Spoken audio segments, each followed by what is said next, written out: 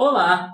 Na aula anterior, vimos que a adição ou retirada de uma substância pode perturbar o equilíbrio e levar o sistema ao estabelecimento de um novo equilíbrio. Quando comparamos o equilíbrio inicial e o equilíbrio obtido após essa perturbação, dizemos que o equilíbrio foi deslocado, muitas vezes para a direita ou então para a esquerda.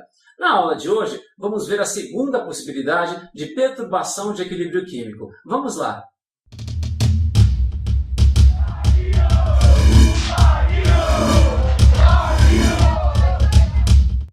E a segunda forma de se perturbar um equilíbrio químico é alterando a pressão do sistema.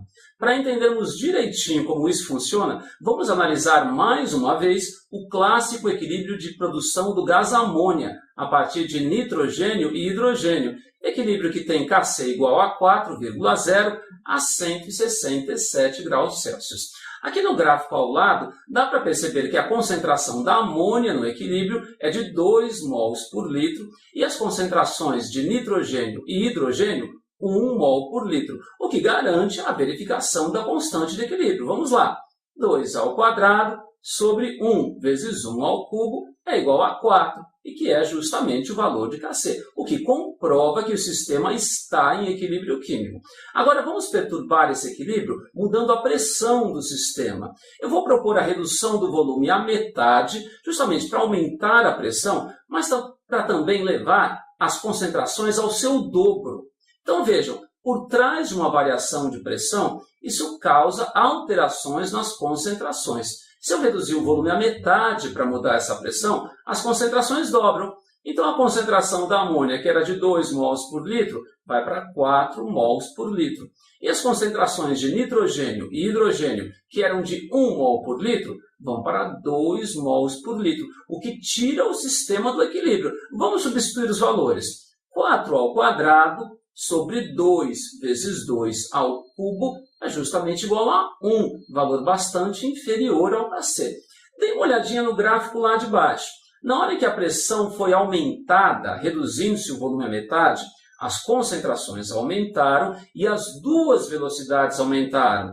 Tanto Vd, a velocidade da reação direta, como Vi, a velocidade da reação inversa. Porém, vejam que nesse caso especificamente, Vd aumentou muito mais do que Vi. Ou seja, antes eu tinha equilíbrio químico, agora eu não tenho mais. E para que as velocidades se igualem novamente, Vd, que está maior, vai estar formando então o produto, o NH3, por consequência, consumindo nitrogênio e hidrogênio. Vamos ver o que acontece nos gráficos. Atenção!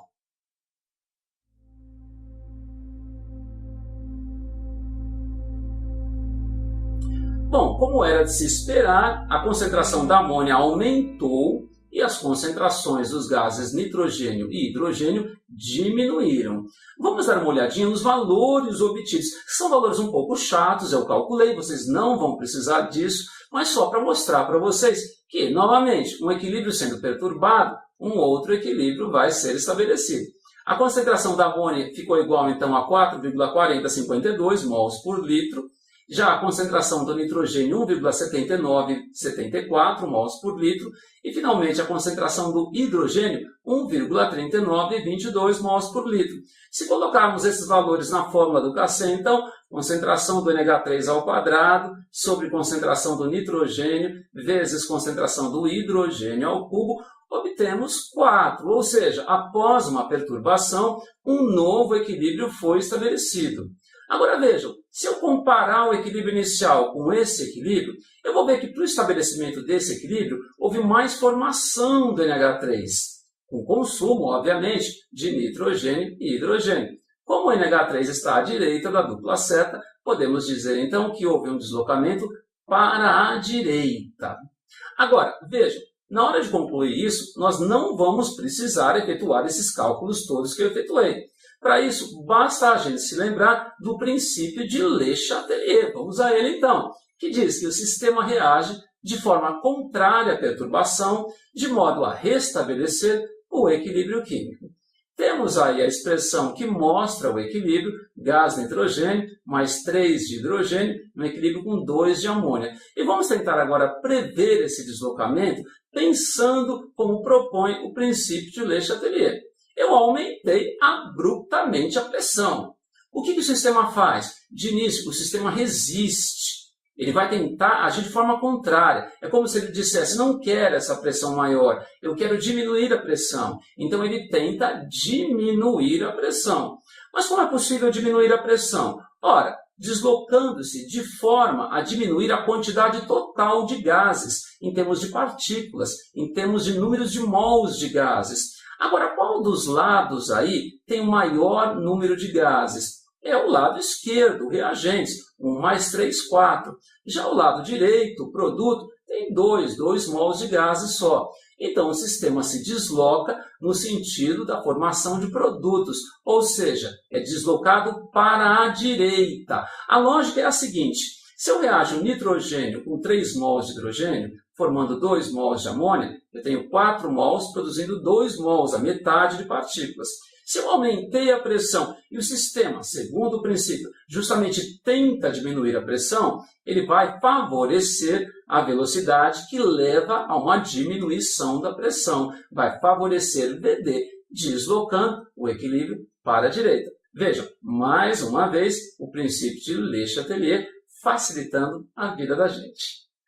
Porém, tomem cuidado com variação da pressão sobre sistemas em equilíbrio. Para entender direitinho por quê, vamos analisar mais um equilíbrio, que é a decomposição do cloreto de bromo em bromo e cloro, equilíbrio que possui Kc igual a 9 a 231 graus Celsius. Vamos acompanhar no gráfico de cima as concentrações das substâncias e no gráfico de baixo as velocidades das reações inversas. Para facilitar um pouquinho a nossa análise, a concentração inicial de cloreto de bromo é de 7 mols por litro. Vamos ver o que acontece com o tempo até o estabelecimento do equilíbrio. Atenção!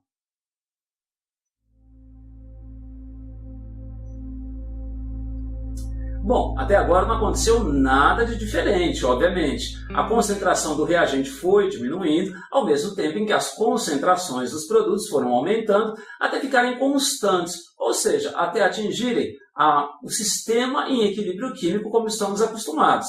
Se colocarmos essas concentrações na expressão do Kc, vamos obter, obviamente, o valor 9. Vamos lá, 3 vezes 3, que são as concentrações dos gases bromo e cloro, sobre 1 ao quadrado, que é a concentração do cloreto de bromo, resulta em 9. E 9, portanto, é a constante de equilíbrio. No gráfico de baixo, temos as velocidades iguais, portanto. Agora, atenção, vamos aumentar a pressão do sistema, reduzindo o volume à metade. E vimos já no equilíbrio anterior que quando o volume é reduzido à metade, as concentrações dobram. Portanto, as concentrações dos gases bromo e cloro, que eram de 3 mols por litro, sobem para 6 mols por litro.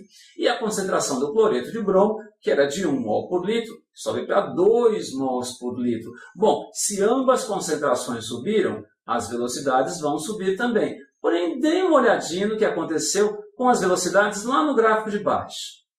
Elas aumentaram, porém dessa vez aumentaram da mesma forma. Ou seja, aumentar a pressão para esse equilíbrio químico não vai perturbar o equilíbrio. Essas concentrações vão continuar com esses valores, uma vez que elas satisfazem a constante de equilíbrio. Vamos lá substituir os valores então. Concentração de bromo vezes concentração de cloro, 6 vezes 6, sobre concentração do cloreto de bromo ao quadrado, 2 ao quadrado, o que resulta em 9. Ou seja, o sistema continuou em equilíbrio. Eu nem posso dizer que a pressão perturbou, portanto, o equilíbrio nesse caso. E para entender, fica fácil se a gente se lembrar das aulinhas de lei cinética, uma vez que a velocidade da reação direta é de segunda ordem em relação ao cloreto de bromo. Portanto, se eu dobrar a concentração do cloreto de bromo, 2 ao quadrado, eu quadriplico a velocidade. E a velocidade da reação inversa é de primeira ordem em relação a cada um dos produtos, bromo e cloro. Portanto, se eu dobrar cada um deles, 2 vezes 2, 4 também. Ou seja, eu aumentando a pressão pela redução do volume à metade, eu aumentei as concentrações, porém eu não tirei o sistema do equilíbrio químico. Isso ocorre sempre em que não há variação no número de mols de gases. Eu parti de 2 mols, 2 de cloreto de bromo, e cheguei a 2 mols também, 1 mol de bromo mais 1 mol de cloro. Portanto, vamos dar uma corrigida no princípio de Le Chatelier, que diz que o sistema reage de forma contrária à perturbação, de modo a restabelecer o equilíbrio químico. Na verdade, não tem nada de errado no princípio de Le Chatelier. Porém, a perturbação, no caso do aumento de pressão, somente é possível quando há variação no número de mols de gases. Nesse último equilíbrio químico visto, não há variação do número de mols de gases. 2 dando 1 mais 1, 2 dando 2. Portanto, não é possível deslocar o equilíbrio químico variando-se a pressão. Já no caso do equilíbrio de formação do gás amoníaco, há variação no número de mols de gases. 1 de N2 mais 3 de H2, 1 mais 3, 4. Dando 2 de NH3, 2. Ou seja, 4 mols formando 2. Aí, portanto, há variação no número de mols de gases e, portanto, é possível deslocar o equilíbrio químico variando-se a pressão. Está certo? Então é isso. Na próxima aula, vamos ver então a última das possibilidades de se perturbar e deslocar um equilíbrio químico. E se você está achando tudo muito complicado, pode deixar que na próxima aula eu vou fazer um resumão dessas 3 aulas que eu resolvi dedicar ao tema de deslocamento de equilíbrio. Até a próxima aula então. Tchau!